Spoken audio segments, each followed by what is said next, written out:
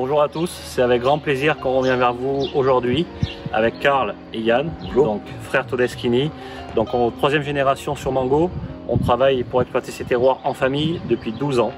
Nous venons ce jour vers vous pour vous présenter le millésime 2019, mais surtout les spécificités de Mango.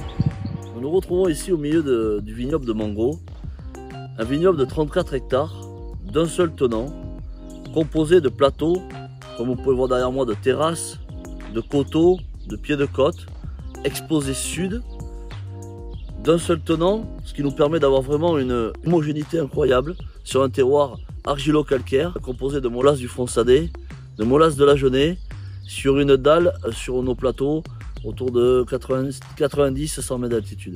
Pour faire un point sur la climatologie du millésime 2019, nous avons très clairement un millésime atypique.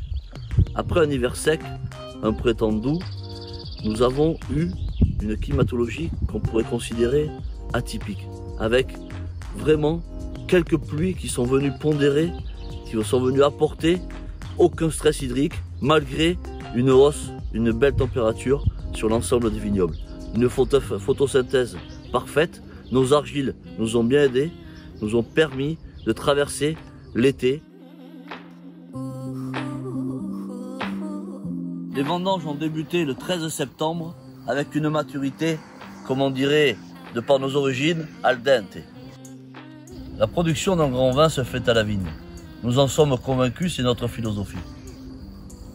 La ténacité des équipes, l'exactitude de nos pratiques, l'agriculture biologique, l'utilisation de couverts, d'engrais verts, nos préparats en biodynamie durant toute la saison ont permis une parfaite régulation hydrique de la vigne, une parfaite photosynthèse, afin de garantir, après l'été, des raisins charnus, pleins de jus, avec une complexité incroyable. On se retrouve ici dans le chai de vinification de Mango. Comme vous l'a dit Karl, le millésime 2019, de par des vendanges sur plus de 3 semaines pour vendanger à l'optimum de maturité, nous a permis de vinifier grain par grain, vraiment au cas par cas, cuve par cuve, de façon très sereine. Comme toujours, nous avons une vinification qui est très minimaliste. Nos priorités sont l'hygiène, la gestion des températures, pour laisser extraire naturellement, travailler en immersion, tout en douceur, sur des cuvaisons longues de 32-34 jours. L'objectif est vraiment le respect du fruit pour avoir vraiment un équilibre et une harmonie. Dans la continuité des vinifications, l'objectif à Mango, au niveau des élevages, après 10 ans de recherche, est vraiment le respect du fruit, le respect de la matière. Accompagner le vin en fonction de son potentiel et de l'identité du millésime. Depuis 2 ans, et notamment cette année, nous avons diversifié avec une partie d'élevage en amphore, en terre cuite, en barrique bordelaise traditionnelle de 225 litres, mais également en four au bois de 20 hectos. Tout ceci a pour seul but de sublimer et de maintenir l'équilibre du vin et de garder l'identité du lieu. Ce millésime 2019, si je devrais le résumer en une phrase, c'est l'éclat et l'éclat du fruit par rapport à son lieu. Et vraiment l'osmose d'une vigne avec son sol. L'éclat du fruit est incroyable.